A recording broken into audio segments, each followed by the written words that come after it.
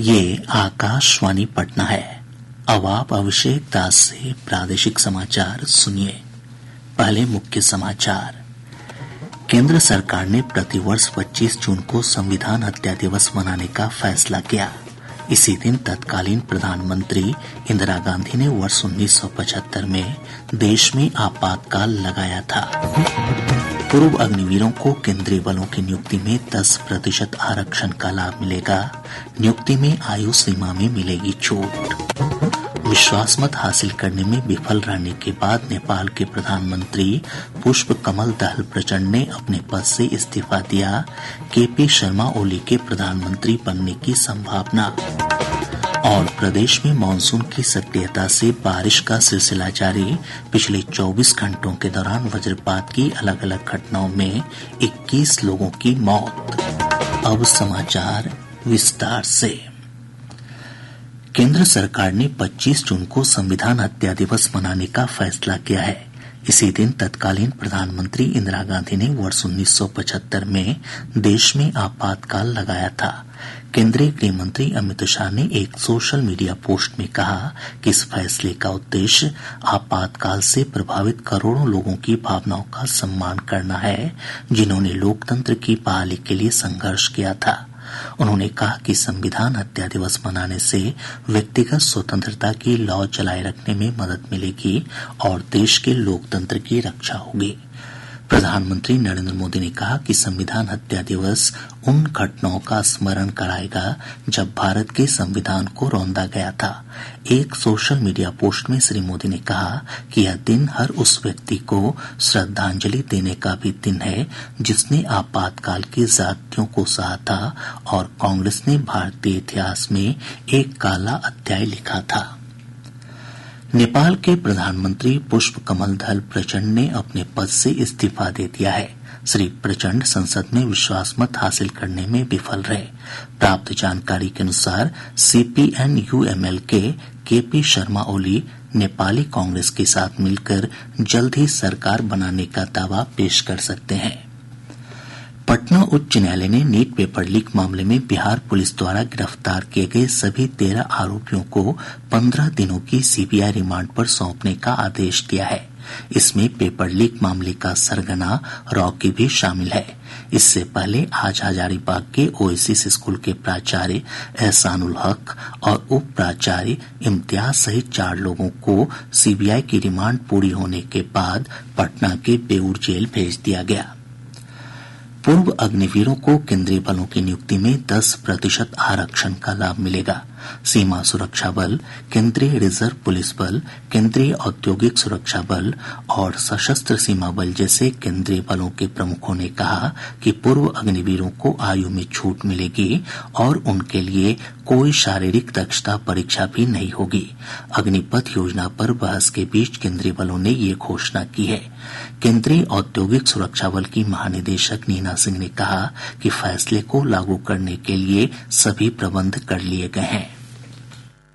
इस तैयारी के अंतर्गत अग्निवीरों के लिए कांस्टेबल पद की भर्ती में 10% पद अग्निवीरों के लिए आरक्षित किए गए हैं। इसके अतिरिक्त उन्हें शारीरिक दक्षता परीक्षा उसमें उन्हें छूट प्रदान की गई है। साथ ही उन्हें आयु सीमा में भी छूट प्रदान की गई है। सीमा सुरक्षा बल के महानिदेशक नितिन अग्रवाल ने कहा कि अग्निवीर सैनिकों के रूप में तैयार हो रहे हैं और इससे बेहतर कुछ नहीं हो सकता। उन्होंने कहा कि इससे सभी बल लाभान्वित होंगे।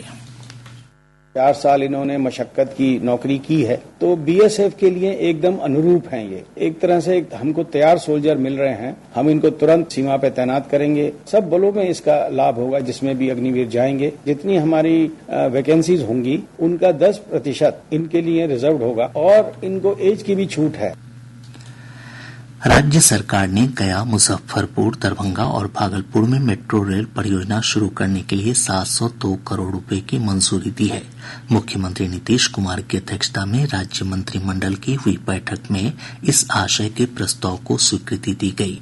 मंत्रिमंडल ने पटना, मुजफ्फरपुर, गया, भागलपुर, दरभंगा और पूर्णिया में इलेक्ट्रॉनिक बस सेवा शुरू करने के प्रस्ताव को भी स्वीकृति प्रदान की। इस योजना के तहत 1032 करोड़ रुपए की लागत से 400 नई बस खरीदी जाएगी। इसके अलावा कैबिनेट ने अरवल, जमुई, शिवहर और बांका समेत 31 जिलों में नए औद्योगिक क्षेत्र विकसित करने के प्रस्ताव को भी मंजूरी दी। साथ ही कई शहरों में ई रिक्शा स्टैंड बनाने के प्रस्ताव को मंत्रिमंडल ने मंजूरी प्रदान की। एक अन्य फैसले में कैबिनेट ने 5वां वेतनमान पाने वाले राज्य कर्मियों और सेवानिवृत्त कर्मियों का महंगाई भत्ता 16% और छठे वेतनमान वाले कर्मियों का महंगाई भत्ता 9% बढ़ाने के प्रस्ताव को भी स्वीकृति दी। पटना उच्च न्यायालय समेत प्रदेश की सभी अदालतों में कल राष्ट्रीय लोक अदालत का आयोजन किया जाएगा। इन अदालतों में दीवानी मामलों के साथ साथ कुछ प्रकार के फौजदारी मामले, बैंक ऋण विवाद, बिजली बिल, टेलीफोन बिल, मोटरयान दुर्घटना और वैवाहिक विवाद से संबंधित मामलों का आपसी सहमति के आधार पर निपटारा किया जाएगा। मॉनसून की सक्रियता से प्रदेश के अधिकतर हिस्सों में लगातार बारिश हो रही है। मौसम विज्ञान केंद्र पटना से प्राप्त जानकारी के अनुसार पिछले 24 घंटों के दौरान सीतामढ़ी के ढेंगरा घाट में सबसे अधिक 130 मिलीमीटर बारिश रिकॉर्ड की गई। मौसम विज्ञान केंद्र पटना के वैज्ञानिक कुमार गौरव ने बताया कि अगले 24 घंटों के दौरान मधुबनी, सुपौल, सीतामढ़ी, कैमूर, गोपालगंज और किशनगंज समेत 13 जिलों में भारी से बहुत भारी बारिश की आशंका है। अगले 24 घंटों के दौरान प्रदेश के उत्तरी भाग के अधिकांश स्थानों एवं दक्षिण भाग के अनेक स्थानों में हल्की से मध्यम वर्षा होने का पूर्वानुमान है। अति भारी वर्षा मधुबनी, सुपौल, पश्चिम चंपारण, सीतामढ़ी एवं शिवहर में, जबकि भारी वर्षा मुजफ्फरपुर, दरभंगा, रोहतास, सीवान, गोपालगंज, कैमूर, अररिया, किशनगंज के 1 या 2 स्थानों में होने की संभावना है। इधर प्रदेश में पिछले 24 घंटों के दौरान वज्रपात की अलग अलग घटनाओं में 21 लोगों की मौत हो गई। मधुबनी में 6, औरंगाबाद में 4, पटना में 2 तथा रोहतास, भोजपुर, जहानाबाद, सारण, कैमूर, गोपालगंज, लखीसराय, मधेपुरा और सुपौल में एक एक व्यक्ति की मौत हुई है। मुख्यमंत्री नीतीश कुमार ने वज्रपात से हुई मौत पर गहरी शोक संवेदना जताते हुए मृतकों के परिजनों को 4-4 लाख रुपए अनुग्रह अनुदान देने की घोषणा की है। प्रादेशिक समाचार आप आकाशवाणी पटना से सुन रहे हैं। नेपाल के तराई क्षेत्र में हो रही भारी बारिश के चलते गंडक, बागमती, कमला बलान, कोसी, महानंदा और अधवारा समूह की नदियां उफान पर है। नदियों के जलस्तर में हो रही बढ़ोतरी से निचले इलाकों में लगातार बाढ़ का पानी फैल रहा है। पश्चिम चंपारण से हमारे संवाददाता ने बताया कि वाल्मीकिनगर गंडक बराज से पानी छोड़े जाने के बाद कई निचले इलाके बाढ़ की चपेट में आ चुके हैं। जिले के योगापट्टी प्रखंड के कई गांव बाढ़ की चपेट में है। वहीं बगहा के शास्त्री नगर और पारस नगर में गंडक नदी का दबाव बना हुआ है। वाल्मीकि नगर थाना क्षेत्र के लक्ष्मीपुर रामपुरवा पंचायत के चकदाहवा, बिनटोली, कान्ही टोला और झंडू टोला का संपर्क बगहा वाल्मीकि नगर मुख्य पथ से टूट गया है। इन बाढ़ प्रभावित क्षेत्रों में लोगों के सामने खाने पीने की समस्या उत्पन्न हो गई है। साथ ही इन क्षेत्रों में बिजली संचारण सेवा भी प्रभावित हुई है। आकाशवाणी समाचार के लिए बेतिया से आशीष कुमार। पूर्वी चंपारण जिले में भी गंडक नदी भीषण कटाव कर रही है। संग्रामपुर, पुछड़िया और मलाही टोला के 50 से अधिक घर कटाव के मुहाने पर हैं। गंडक की पेटी में बसे लोगों ने पलायन शुरू कर दिया है। इधर भागलपुर से हमारे संवाददाता ने बताया कि लगातार हो रही बारिश के चलते कोसी और गंगा नदी उफान पर है।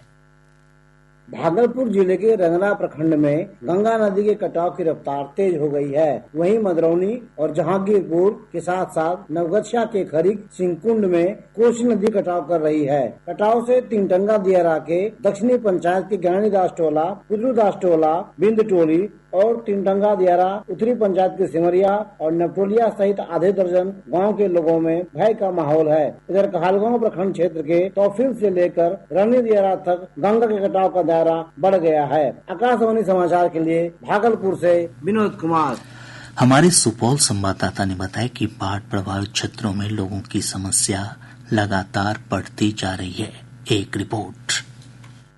कोसी नदी का जलस्तर बढ़ने से पूर्वी कोसी तटबंध के अंदर ढोली, बननिया, बलथरवा, कटैया, भूलिया, सियानी, बैसा, तकिया, उगरी पट्टी, कबियाही, करहरी, मोरा, झहुरा, सनपथा और छपकी समेत कई गाँव में बाढ़ का पानी लोगों के घर आंगन में फैल गया है। सरायगढ़ प्रखंड के अंचलाधिकारी धीरज कुमार ने बताया कि बाढ़ की स्थिति को देखते हुए पूर्वी कोसी तटबंध के अंदर 45 नाव का परिचालन किया जा रहा है। उन्होंने बताया कि विभिन्न घाटों पर गोताखोरों की प्रतिनियुक्ति की गई है। साथ ही प्रभावित परिवारों के बीच राहत सामग्री भी उपलब्ध कराई जा रही है। आकाशवाणी समाचार के लिए सुपौल से रविशंकर चौधरी।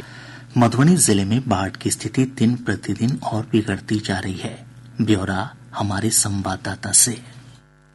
मधुबनी जिले में कोसी, कमला बलान और भूथी बलान नदी की बाढ़ से लगभग 1 लाख की आबादी प्रभावित है। जिले के मधवापुर प्रखंड बाढ़ से अधिक प्रभावित है। इधर भूथी बलान नदी में उफान के कारण मधेपुर प्रखंड के द्वारक पंचायत क्षेत्र में जानकी नगर घाट के पास बाढ़ का पानी मुख्य सड़क पर आ गया है। वहीं स्थानीय बरसाती नदियों के जलस्तर में बढ़ोतरी के कारण मधवापुर प्रखंड के पिरोखर डायवर्सन के ऊपर से पानी का बहाव हो रहा है। इसके चलते लोगों को आवागमन में काफी परेशानी हो रही है। आकाशवाणी समाचार के लिए मधुबनी से आकिल हुसैन।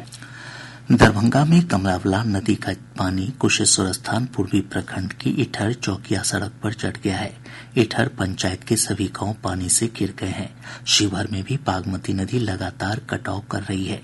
इधर अररिया से हमारे संवाददाता ने बताया कि जिले से होकर गुजरने वाली कई छोटी नदियों के जलस्तर में बढ़ोतरी से बाढ़ जैसे हालात बन गए हैं।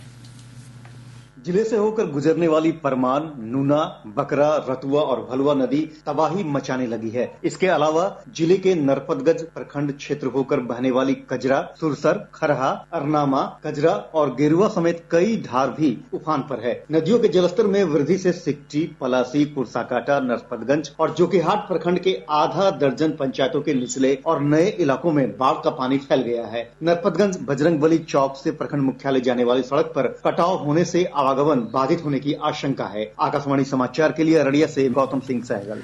कटिहार में महानंदा, गंगा और कोसी नदी के जलस्तर में हो रही बढ़ोतरी से कई निचले इलाकों पर बाढ़ का खतरा मंडराने लगा है। सहरसा में भी बाढ़ की स्थिति में कोई सुधार नहीं है।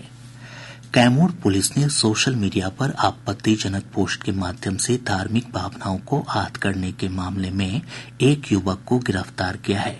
अररिया जिले के पतना थाना क्षेत्र के सोनापुर में बूढ़ी नदी पार करने के दौरान गहरे पानी में डूबने से एक किसान की मौत हो गई। जमुई जिले के कित्थौर थाना क्षेत्र अंतर्गत रतनपुर चौक के पास एक तेज रफ्तार बस की चपेट में आने से ई रिक्शा सवार एक बच्ची की मौत हो गई, जबकि 4 अन्य घायल हो गए। और अब अंत में मुख्य समाचार एक बार फिर। केंद्र सरकार ने प्रतिवर्ष 25 जून को संविधान हत्या दिवस मनाने का फैसला किया। इसी दिन तत्कालीन प्रधानमंत्री इंदिरा गांधी ने वर्ष 1975 में देश में आपातकाल लगाया था। पूर्व अग्निवीरों को केंद्रीय बलों की नियुक्ति में 10% आरक्षण का लाभ मिलेगा। नियुक्ति में आयु सीमा में मिलेगी छूट। विश्वास मत हासिल करने में विफल रहने के बाद नेपाल के प्रधानमंत्री पुष्प कमल दहल प्रचंड ने अपने पद से इस्तीफा दिया। केपी शर्मा ओली के प्रधानमंत्री बनने की संभावना। और प्रदेश में मानसून की सक्रियता से बारिश का सिलसिला जारी। पिछले 24 घंटों के दौरान वज्रपात की अलग अलग घटनाओं में 21 लोगों की मौत। इसके साथ ही आकाशवाणी पटना से प्रसारित प्रादेशिक समाचार का ये अंक समाप्त हुआ।